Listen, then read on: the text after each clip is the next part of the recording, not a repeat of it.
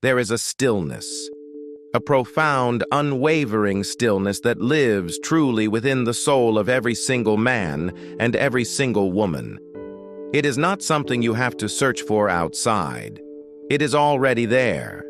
It is a quiet certainty, a flame, tender, yet resilient, that does not flicker, does not waver in the harsh winds of external pressure or the sudden demanding storms of incessant requests. This stillness is the part of you that knows, with an ancient, unwavering wisdom, exactly who you are.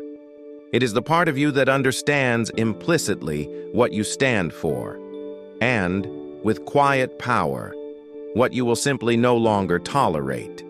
It is the part of you that knows the sacred limits of your precious energy, your invaluable time, and your tender heart. It is this profound, centered part of you that, when truly needed, speaks its truth. It is the part of you that says, with absolute clarity, no. And it does not say it with anger. Oh no. It does not say it with fear gripping your throat. It does not say it with that familiar heavy weight of guilt pressing down on your chest. But it says it. It says it with a deeply grounded strength, with a profound, sovereign peace that radiates from within. It says it with the unshakable dignity of someone who has finally, mercifully, chosen to stop betraying themselves. Because, dear friends, saying yes when every fiber of your being, every quiet whisper of your soul, truly means no. That is the slowest, most insidious kind of self-abandonment. It is a quiet erosion of your very essence. It doesn't wound you sharply, like a sudden visible knife cut, leaving an immediate recognizable scar. Number. It works more subtly.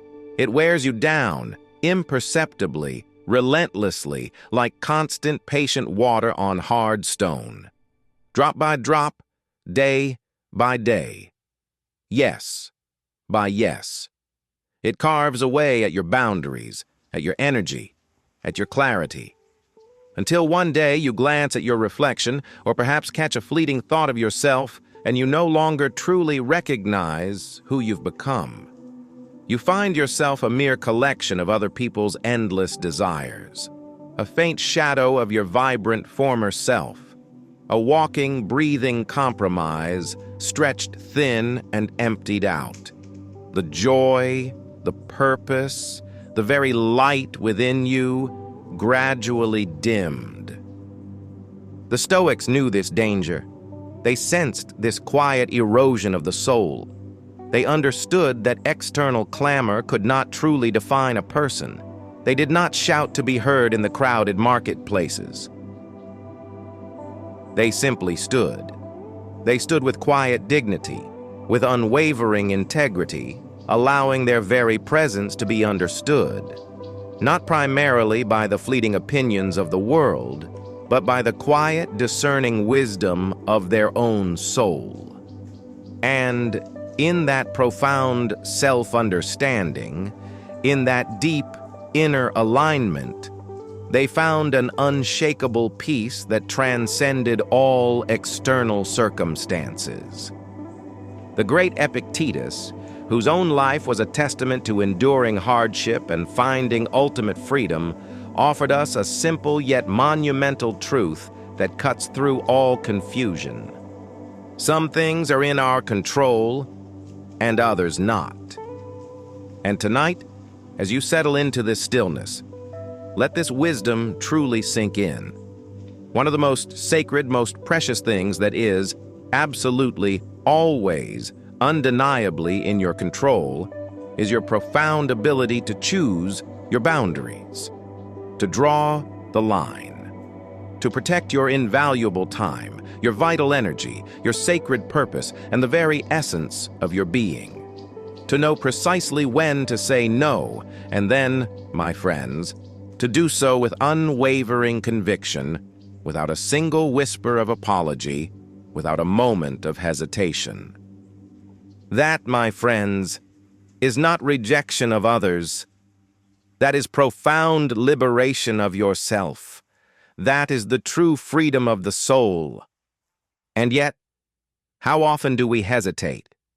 How often do we feel that familiar internal tremor, that quiet retreat of our spirit, even as our lips form the word yes? How often do we agree, not out of genuine joy or willing generosity, but purely out of the heavy, suffocating chains of obligation? We fear the fleeting discomfort of a no far more than the lasting pain of a resentful yes. We cling to the illusion of being liked, while sacrificing the profound reality of self-respect.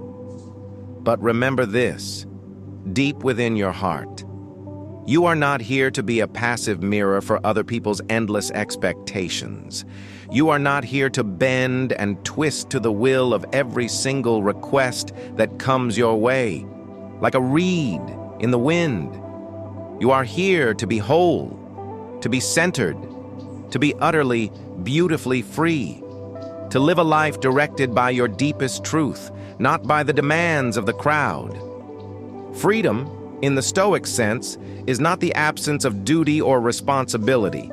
Oh no, it is the profound, beautiful presence of intentionality. It is living a life consciously chosen, moment by moment, response by response. And that sacred intention, that deliberate choice, begins with your no. It begins with the clarity of knowing what you are not available for, so you can be fully, vibrantly available for what truly matters.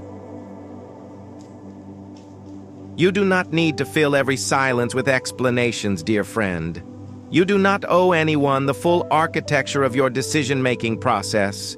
You owe only one person a complete, honest account of your choices. Yourself. You owe yourself the truth. That is all. And in that truth, there is immense power. So, when the moment comes, say it. Say it with simple, clear dignity. You can say, "No, thank you," or "This is not aligned with my priorities right now," or "I truly wish you well with that, but this isn't something I can take on for myself." Say it. And then, my friends, let the beautiful, profound silence that follows speak what you no longer need to explain. Let the space hold your boundary. Because when you stop over-explaining, when you release the need to justify your sacred boundaries, you begin to deeply understand your own true worth. You are not a transaction. You are not a service to be exploited. You are not merely a means to someone else's end. You are a unique, sovereign soul, and your worth is inherent, not earned by constant giving. Your no is not a weapon to hurt. It is a boundary. A gentle yet firm fence protecting sacred ground. And what is that sacred ground? It is your irreplaceable time. It is your vital peace. It is your deepest purpose. It is the very essence of your life. You cannot give these precious things away cheaply, indiscriminately, and expect to live a rich, full, meaningful life. The world, in its endless demands, will always ask for more. It is not its fault. That is its nature. But it is your profound responsibility, your ultimate act of self-mastery, to know precisely what you can truly give. Not out of depletion, not from a place of weariness, but out of a deliberate, overflowing generosity that comes from a full cup. Because when your cup is empty, when your wellspring of energy is dry, every yes you force yourself to utter becomes a quiet, bitter resentment that poisons your heart. But when you protect your energy, when you nourish your spirit, when you fill your cup first, your yes becomes a genuine, joyful gift given with wholehearted presence. That is authentic giving.